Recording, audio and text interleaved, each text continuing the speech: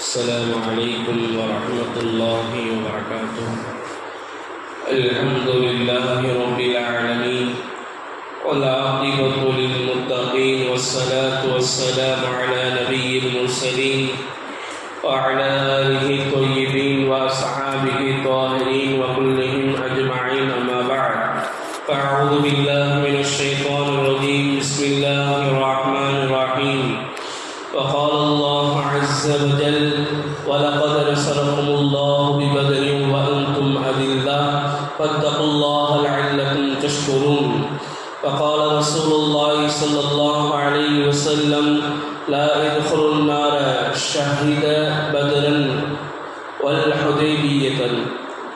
صدق الله مولانا العظيم وصدق رسوله النبي الكريم، ونحن على ذلك من الشاهدين والشاكرين، والحمد لله رب العالمين.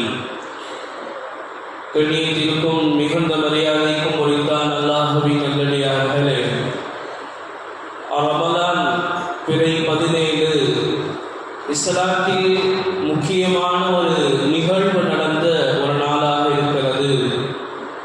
அதாவது பத்ர் என்று சொல்லப்படுகிற ஹக்குக்கும் பாத்திலுக்கும், முஸ்லிம்களுக்கும் காஃபிர்களுக்கும் இடையில் நடைபெற்ற முதல் போர், ஒரு உன்னதமான போர். வாழ்வா சாவா என்று பார்க்கப்பட்ட ஒரு போர் தான் இந்த பத்ருடைய போர். ஹிஜ்ரி 2வது வருடம், சரியாக நபி ஸல்லல்லாஹு அலைஹி வஸல்லம் அவர்கள் மக்காவிலிருந்து மதீனாவிற்கு சென்ற 2வது வருடம் நடந்த போர். இந்த போரை பற்றி நாம் நிறைய விஷயங்கள், படிப்பினைகள் பெறலாம். அல்லாஹ் ஜல்ல ஷானஹு தஆலா குர்ஆனிலே சொல்லி காட்டுவான்: வலகத் நஸரகுமுல்லாஹு பிபத்ரின் வ அன்தும் அதில்லா. நீங்கள், அல்லாஹ் உங்களுக்கு பத்ரிலே உதவி செய்தான், நீங்கள் குறைந்த நபர்களாக இருந்தீர்கள், எனவே நீங்கள் நன்றி செலுத்துங்கள் என்பதாக அல்லாஹ் ஜல்ல ஷானஹு தஆலா குர்ஆனிலே சொல்லி காட்டுவான். அப்படி அந்த போர்க்களத்தில் என்ன நடந்தது நாம் சிந்திக்க வேண்டும். நம்முடைய சிந்தனைக்குத்தான் இது போன்ற விஷயங்களை அல்லாஹ் குர்ஆனிலே சொல்கிறான். எப்படி நாம் உதவி செய்தோம், நாம் அவர்களுக்கு உதவி செய்வதற்கு அவர்களிடத்தில் என்ன விஷயங்கள் இருந்தது என்பதைத்தான் குர்ஆனுடைய ஆயத் நமக்கு தெள்ள தெளிவாக சொல்லி காட்டுகிறது. நபி ஸல்லல்லாஹு அலைஹி வஸல்லம் அவர்களையும் அவர்களோடு சேர்ந்திருந்த நபர்களையும் தீர்த்து கட்ட வேண்டும் என்கிற கொள்கையில் உள்ளவர்கள் தான் அப்பொழுதுள்ள மக்காவாசிகள். எப்பொழுதெல்லாம் சமயம் கிடைக்குமோ அப்பொழுதெல்லாம் முஹம்மதையும் ஸல்லல்லாஹு அலைஹி வஸல்லம் அவருடைய சமுதாயத்தையும் பழிவாங்க வேண்டும், அவர்களை வேறறுக்க வேண்டும் என்கிற எண்ணத்திலும் சிந்தனையிலும் உழந்து கொண்டிருந்த அந்த மக்காவாசிகள் நினைத்தார்கள், அபூ சுஃபியான் என்று சொல்லப்படக்கூடிய ஒரு மனிதர், பிற்காலத்தில் இஸ்லாத்திற்குள் வந்த மனிதர் தான், மிகவும் நல்ல மனிதர் தான் என்றாலும் கூட காஃபிர்களோடு அவர் இருந்தார். அப்பொழுது காஃபிராகத்தான் இருந்தார். அவருடைய வணிக பொருட்கள் ஷாமிலிருந்து ஏறத்தாழ 50,000 தீனார்கள் பெருமதி கொண்ட பொருட்களோடு வந்து கொண்டிருந்தார்கள். இந்த செய்தியை நபி ஸல்லல்லாஹு அலைஹி வஸல்லம் அவர்கள் கேள்விப்படுறாங்க. கேள்விப்பட்டதற்கு பின்னால் அதை தடுத்து நிறுத்தலாம் என்பதாக சில சஹாபாக்களை கூட்டிக் கொண்டு போகிறார்கள். இந்த விஷயம் அபூ சுஃபியான் அவருக்கு தெரிந்து விடுகிறது. மக்காவிற்கு கடிதம் எழுதுகிறார், எனக்கு ஆபத்து, நீங்கள் உதவிக்கு வர வேண்டும் என்பதாக. அப்பொழுதுதான் அந்த மக்கத்து காஃபிர்கள் எல்லாம் கிளம்பி வந்தார்கள். ஏறத்தாழ 1300 நபர்கள் கிளம்பி வருகிறார்கள்.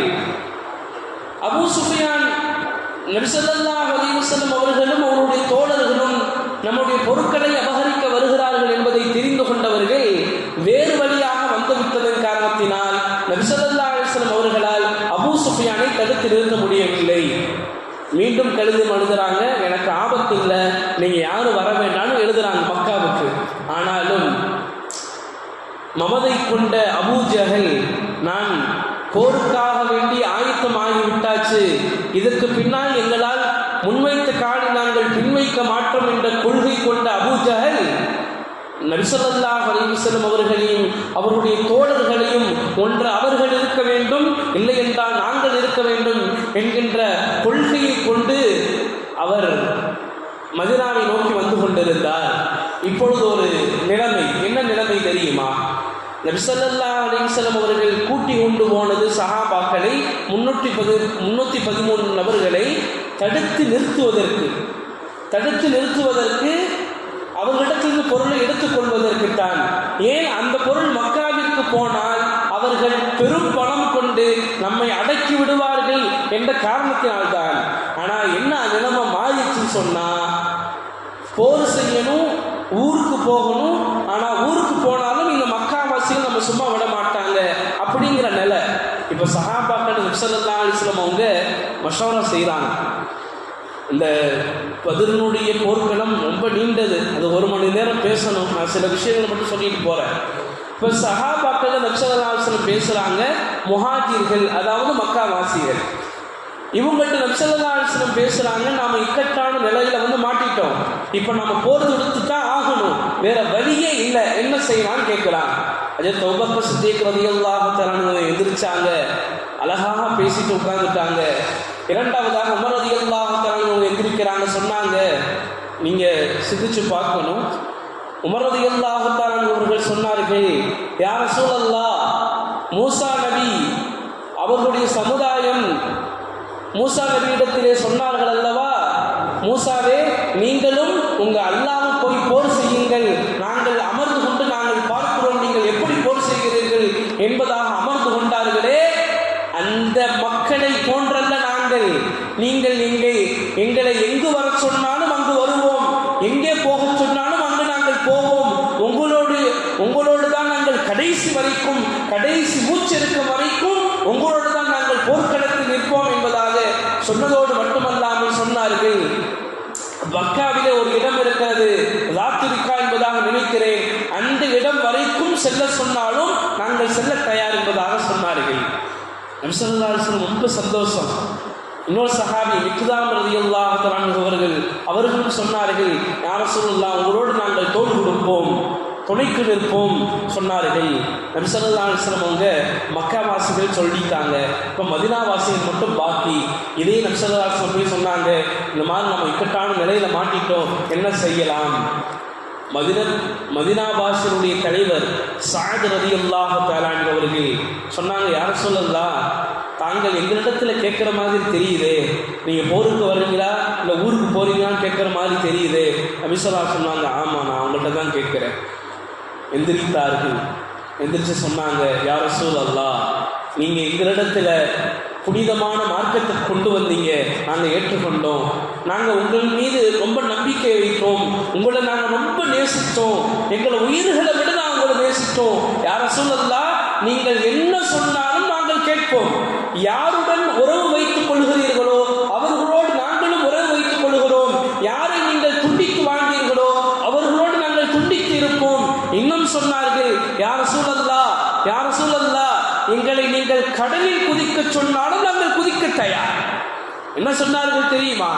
எங்களை நீங்கள் கடலிலே மூழ்க சொன்னாலும் மூழ்க நாங்கள் தயார். ஆக எங்களுடைய உயிர் அனைத்தும், எங்களுடைய உடைமைகள் அனைத்தும் நீங்கள் என்ன சொன்னீர்களோ அதனை நாங்கள் அர்ப்பணிக்கிறோம் என்பதாக சொன்னார்கள். நபி ஸல்லல்லாஹு அலைஹி வஸல்லம் ரொம்ப சந்தோஷம். இப்போ போர்க்களத்துக்கு போனாங்க. நபி ஸல்லல்லாஹு அலைஹி வஸல்லம் அந்த நேரத்தில் சொன்னாங்க, 2 பேருமே ஒத்துக்கொண்டார்கள், போருக்காக வேண்டி வருவதற்கு 2 பேருமே சம்மதிச்சிட்டாங்க. அந்த நேரத்தில் நபி ஸல்லல்லாஹு அலைஹி வஸல்லம் சொன்னாங்க, நான் சில காட்சிகளை பார்க்கிறேன். என்ன காட்சிகள் தெரியுமா? அபூ ஜஹலுடைய தலை, உத்பாவினுடைய தலை, ஷைபாவினுடைய தலை, இந்தந்த இடங்களில் மக்கத்து காஃபிர்களுடைய குஃபார்களுடைய தலைகள் எல்லாம் இந்தந்த இடங்களில் இருக்கும் என்பதாக கோடிட்டு காட்டினார்கள் நபி ஸல்லல்லாஹு அலைஹி வஸல்லம் அவர்கள். இரவு நபி ஸல்லல்லாஹு அலைஹி வஸல்லம் அவர்கள் தன்னுடைய கூடாரத்திலே துஆ செய்து கொண்டே இருந்தார்கள். அதற்கு அபூபக்கர் சித்திக் ரலியல்லாஹு தஆலா அன்ஹு சொன்னார்கள், யா ரசூலல்லாஹ், நீங்கள் கவலைப்படாதீர்கள், அல்லாஹ் நம்மை கைவிட மாட்டான். நபி ஸல்லல்லாஹு அலைஹி வஸல்லம் துஆ செய்து கொண்டே இருந்தார்கள். சஹாபாக்கள் துஆ செய்து கொண்டே இருந்தார்கள். மறுநாள் காலையானது. நபி ஸல்லல்லாஹு அலைஹி வஸல்லம் அவர்கள் சஃப்பை சரி செய்கிறார்கள். ஒரு சஹாபியினுடைய வயிற்று பகுதி கொஞ்சம் முன்னாடி வந்துச்சு. அந்த சஹாபியை குத்துனாங்க. அந்த சஹாபி பின்னாடி வந்தாங்க. இருந்தாலும் நபிக்கு ஒரு யோசனை, நம்ம ரொம்ப அழுத்தி குத்திட்டோம் போல அப்படின்னு நபி ஸல்லல்லாஹு அலைஹி வஸல்லம் கேட்குறாங்க. ஏப்பா, அந்த சஹாபியினுடைய பேர் ஜவாத். ஜவாதே, நான் உன்னை வேகமாக குத்திட்டனா அப்படின்னு கேட்குறாங்க. உடனே அந்த சஹாபி சொன்னாங்க, ஆமியா ரசூலல்லாஹ், நீங்கள் என்னை வேகமாக குத்திட்டீங்க, நான் உங்களை பழி வாங்கணும்னு சொல்லிட்டாங்க. அப்படியாப்பா, தாராளமாக நீ பழி வாங்கிக்கோ என்பதாக நபி ஸல்லல்லாஹு அலைஹி வஸல்லம் அவர்கள் தன்னுடைய வயிற்றை காட்டினாங்க. அந்த சஹாபி, குத்துறதுக்காக வேண்டி வந்த சஹாபி வயிற்றில் இருக்கக்கூடிய ஆடைகளை நீக்கி வயிற்றில் முத்தமிட்டுட்டு போனாங்க. வயிற்றில் முத்தமிட்டுட்டு போனாங்க. நபி கேட்குறாங்க, ஏப்பா பழி வாங்கணும்னு சொல்லிட்டு ஏப்பா அப்படி செய்கிற? சொன்னாங்க அந்த சஹாபி, யா ரசூலல்லாஹ், நான் என்ன நிலையில் இருக்கேன்னு உங்களுக்கு தெரியும். நான் என்ன நிலையில் இருக்கிறேன்? போர்க்களத்தில் இருக்கிறேன். இந்த போர்க்களத்திலிருந்து நான் வீட்டுக்கு வருவேனா ஊருக்கு வருவேனான்னு எனக்கு தெரியாது. எனவே இதுதான் என்னுடைய கடைசி நிலை என்பதாக எனக்கு தெரிகிறது. எனவே என்னுடைய கடைசி நேரத்தில் என்னுடைய உடலும் உங்களுடைய உடலும் ஒன்று சேர்ந்ததாக இருக்க வேண்டும். அந்த பெரும் பாக்கியம் எனக்கு கிடைக்க வேண்டும் என்பதற்காக வேண்டித்தான் நான் இதை செய்தேன் என்பதாக சொன்னார்கள். பாருங்கள், கடைசி நேரத்திலும் கூட நாயகம் ஸல்லல்லாஹு அலைஹி வஸல்லம் அவர்கள் மீது எவ்வளவு நேசம் வைத்தார்கள் பார்த்தீர்களா? இதே போல நாங்கள் நேசம் வைக்கிறோமா? இதோடு மட்டுமல்லாமல் இரு சிறுவர்கள், முஆத், முஅவ்வித் என்று சொல்லப்படக்கூடிய இரு சிறுவர்கள், ஹஜரத் அப்துர் ரஹ்மான் இப்னு அவுஃப் ரலியல்லாஹு தஆலா அவர்கள் படையில் நின்று கொண்டு இருக்கிறாங்க. அவங்களுக்கு ஒரு எண்ணம், நம்ம பக்கத்தில் ரொம்ப பலசாலிகள் இருந்தால் நமக்கு கொஞ்சம் உதவியாக இருக்கும்னு ஒரு எண்ணம். இரண்டு பக்கங்களும் பார்க்குறாங்க. ரெண்டு பக்கங்களும் சிறுவர்கள் நிற்கிறாங்க. கொஞ்ச நேரத்தில் அந்த ஒரு சிறுவர் கேட்டார், முஆத் ரலியல்லாஹு தஆலா அவர்கள் கேட்குறாங்க, என்னுடைய சிறிய தந்தையே, இந்த கூட்டத்தில், எதிரி கூட்டத்தில் அபூஜஹல் என்பதாக சொல்லப்படக்கூடிய நபர் உங்களுக்கு தெரியுமா? அப்படி தெரிஞ்ச எனக்கு காண்பித்து கொடுங்கள் என்பதாக சொல்கிறாங்க. ஒன்று, ஏப்பா அவருக்கு உங்கள்கிட்ட என்ன விஷயம் இருக்குது, ஏன் இப்படி கேட்குற அப்படின்னு கேட்குறான் அப்துர் ரஹ்மான் அவுஃப் ரலியல்லாஹு.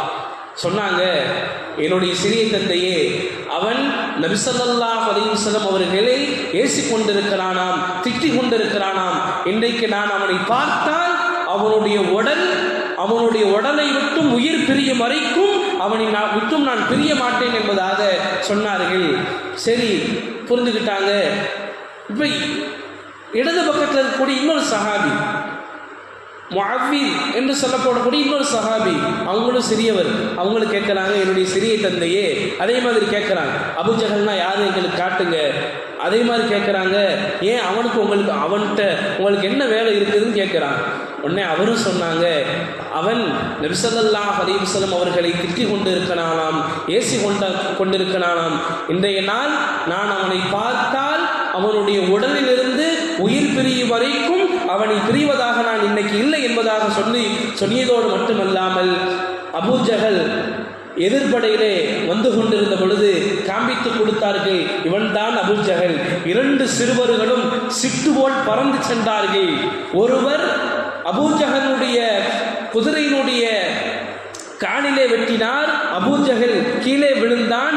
இன்னொரு மனிதர் கழுத்திலே வெட்டினார். இதை பார்த்து கொண்டிருந்த இக்ரிமா ரலியல்லாஹு தஆலா அவர்கள் அதில் ஒரு சஹாபியை என்ன செஞ்சுட்டாங்கன்னு சொன்னால் கையில் வெட்டிட்டாங்க. ஹஜரத் முஆத் ரலியல்லாஹு தஆலாவுடைய கையில் வெட்டிட்டாங்க. இப்போ அபூஜஹல் விழுந்து குடித்து கொண்டிருந்தான். இப்படியே போய் கொண்டிருந்த பொழுது நபி ஸல்லல்லாஹு அலைஹி வஸல்லம் இடத்திலே போய் காட்டினார்கள். ஹஜரத் முஅவ்வித் ரலியல்லாஹு தஆலா அவர்கள் இரண்டு பேருக்கும் போய் காட்டினாங்க, யா ரசூலல்லாஹ், நாங்கள் அபூஜஹலை வெட்டினோம். அவர் ஒன்றும் சாதாரண மனிதர் அல்ல, படைக்கு தளபதியே அவன்தான். கொண்டவர்கள் யார்? சிறுவர்கள். ஏன் கொண்டார்கள்? என்ன காரணம்? வேறு ஒன்றும் காரணம் அல்ல, நாயகத்தை நேசித்ததின் காரணத்தில் தான் அவனை கொலை செய்ய வேண்டும் என்கிற எண்ணம் வந்தது. இன்றைக்கு நாங்கள் சிந்தித்து பார்க்க வேண்டும், எங்களுடைய பிள்ளைகளுடைய உள்ளத்தில் நபி ஸல்லல்லாஹு அலைஹி வஸல்லம் அவர்களுடைய நேசம் இருக்கிறதா? நபியின் மீது உண்டான பிரியம் இருக்கிறதா? இன்றைக்கு நாங்கள் நபியை போன்று எங்களுடைய பிள்ளைகளை நாங்கள் வளர்க்கிறோமா? ஆனால் அல்லாஹ் காப்பாற்றணும். இன்னைக்கு என்ன நடக்குது தெரியுமா? சினிமாக்காரனுக்கு பின்னாடி நரகவாசிகளுக்கு பின்னாடி இன்றைக்கு நம்முடைய இளைஞர் சமுதாயங்கள் படைபட்டாளத்தோடு போய் கொண்டிருக்கிறார்கள். வேதவாக்கு என்பதாக இன்றைக்கு எடுத்து நடந்து கொண்டிருக்கிறார்கள். அவன் சொன்னதா வேதவாக்கு? இங்கே குர்ஆனும் ஹதீஸும் இருக்கிறது, எத்தனையோ அம்சங்கள் இருக்கிறது. அதை இடைத்தையும் விட்டுவிட்டு சினிமாக்காரனுக்கு பின்னாடி அவன் ஒரு கட்சி ஆரம்பிச்சுட்டா அவனுக்கு பின்னாடி இவன் தான் பெரிய ஆளு, இதுதான் பெரியது, இவர் வந்துட்டா எல்லாத்தையும் மாற்றிடுவாரு, அப்படி திருப்பிடுவாரு என்பதாக இன்றைக்கு ஒரு இளைஞர் சமுதாயம், அதுவும் முஸ்லிம் சமுதாயமே சென்று கொண்டிருப்பது வேதனைக்குண்டான விஷயம். நாங்கள் யாரை நேசிக்க வேண்டும்? உயிருக்கு உயிராக, உயிரினும் மேலாக கனிமணி நாயகம் ஸல்லல்லாஹு அலைஹி வஸல்லம் அவர்களைத்தான் நேசிக்க வேண்டும். சிறுவர்களும் நீங்க யோசிக்கணும், எப்படிப்பட்ட எப்படிப்பட்ட மனிதன் அவன், கிட்டக்கு நெருங்க முடியாத ஒரு இடத்தில் இருந்து கொண்டிருந்தவனை எப்படி சாய்த்தார்கள்? காரணம் என்ன? அவர்களுக்கு உயிரின் மீது பயம் இல்லை, காரணம் நபியின் மீது உண்டான முஹப்பத், பிரியத்தினுடைய அடையாளம் அது. அதனால்தான் அவர்கள் அவனை போய் வெட்டி சாய்த்தார்கள். இன்னைக்கு நபியை பற்றி கொச்சையா பேசினவன் இன்னைக்கு இருந்து கொண்டு தான் இருக்கிறான். இப்போ அவனின் மீது நாங்கள் எப்படி நடந்து கொண்டு இருக்கிறோம்? இப்போ சஹாபாக்கள் எப்படி எவ்வளோ பிரியம் வச்சிருந்தாங்க, அவங்களுடைய பிரியம் எங்க, எங்களுடைய பிரியம் எங்க? இப்படித்தான் பத்ருடைய களம் போய்கொண்டே இருக்கும். அல்லாஹ் ஜல்ல ஷானஹு தஆலா இஸ்லாத்திற்கு தான் வெற்றியை கொடுத்தான். காரணம் என்ன தெரியுமா? முதல் காரணம் அல்லாஹ்வின் மீது வைத்திருந்த நம்பிக்கை. எதிர்படையில் 1000 பேருங்க, எதிர்படையில் 1000 பேர். இஸ்லாத்தினுடைய இஸ்லாமியர்கள் 313 நபர்கள் மட்டும்தான். பலம் குறைவு, ஆயுதப்படை பலம் குறைவு, ரெண்டுமே குறைவு. எப்படி ஜெயிக்க முடிந்தது? முதலாவது விஷயம் அல்லாஹ்வின் மீது வைத்திருந்த நம்பிக்கை. இன்னைக்கு நாங்கள் அல்லாஹ்வின் மீது நம்பிக்கை வைத்தோம் என்று சொன்னால் நிச்சயமாக நம்மால் எதையும் சாதிக்க முடியும். இரண்டாவது விஷயம் ஒற்றுமை. இன்னைக்கு சமுதாயத்தில் ஒற்றுமை தான் இல்லாமல் இருக்கு. இரண்டாவது விஷயம் ஒற்றுமை. மதீனாவாசிகளாகட்டும் மக்காவாசிகளாகட்டும் அனைவர்களும் ஒன்று சேர்ந்தார்கள், அனைவர்களும் துஆ செய்தார்கள். நாங்கள் அனைவர்களும் துஆ செய்ய வேண்டும். அப்படி எல்லாரும் ஒற்றை கருத்து கீழே வந்ததின் காரணத்தினால்தான் என்ன நடந்துச்சு தெரியுமா? அல்லாஹ் உதவி செய்தான். அதனால தான் அல்லாஹ் சொல்றான், வலக்கத நஸரகுமுல்லாஹு பிபத்ரின் வ அன்தும் அதில்லா. அல்லாஹ் எப்படிப்பட்ட படை இறக்குனா தெரியுமா? இன்னைக்கு ராணுவ படையை வைத்துக்கொண்டு சிலர்கள் மிரட்டுகிறார்கள், அதட்டுகிறார்கள், பயமுறுத்துகிறார்கள். அவர்களுக்கு ஒன்றை சொல்லிக் கொள்வோம், எங்களிடத்தில் எப்படிப்பட்ட படைகள் இருக்கிறது தெரியுமா? வானவர்கள் இறங்குவார்கள். அல்லாஹ் ஜல்ல ஷானஹு தஆலா 3000 வானவர்களை வானத்திலிருந்து இறக்கினார். நபி ஸல்லல்லாஹு அலைஹி வஸல்லம் சொன்னார்கள், அபூபக்கரே நற்செய்தி உண்டாகட்டும் உங்களுக்கு, நான் ஹஜ்ரத் ஜிப்ரீல் அலைஹிஸ்ஸலாத்து வஸலாம் அவர்களை பார்க்கிறேன். அவர்கள் குதிரையிலே இறங்குகிறார்கள், புழுதி பறக்க இறங்குகிறார்கள், அவருடைய கையிலே ஆயுதம் இருக்கிறது.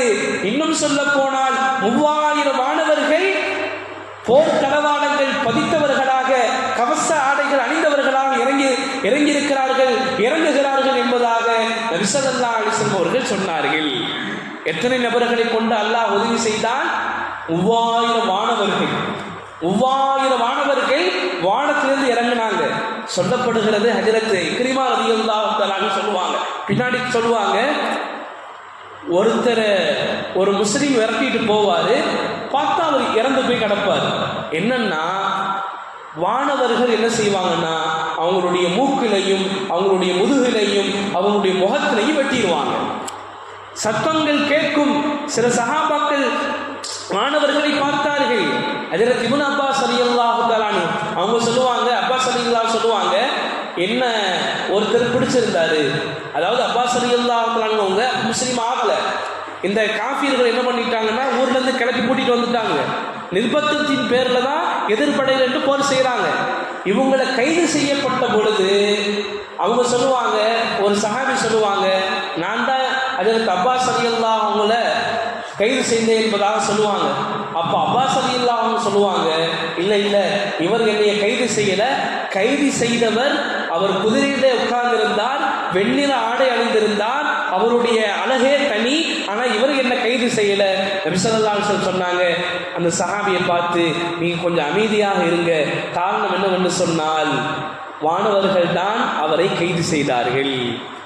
அப்போ அல்லாஹ் ஜல்ல ஷானஹு தஆலா யாரை இறக்கினான்? வானவருடைய பட்டாளத்தை இறக்கினான். அல்லாஹ் மீண்டும் சொல்லுவான், நீங்கள் அல்லாஹ்வின் மீது பொறுமையோடு இருந்தால், நீங்கள் அல்லாஹ்வை பயந்தால் 5000 மலக்குமார்களை இறக்கி நாங்கள் உங்களுக்கு உதவி செய்வோம் என்பதாக அல்லாஹ் ஜல்ல ஷானஹு தஆலா சொல்லி காட்டினான் என்பதாக குர்ஆன் நமக்கு சொல்லி காட்டுகிறது. எனவே நம்மிடத்தில் இருக்க வேண்டியது நம்பிக்கை, ஒற்றுமை, துஆ.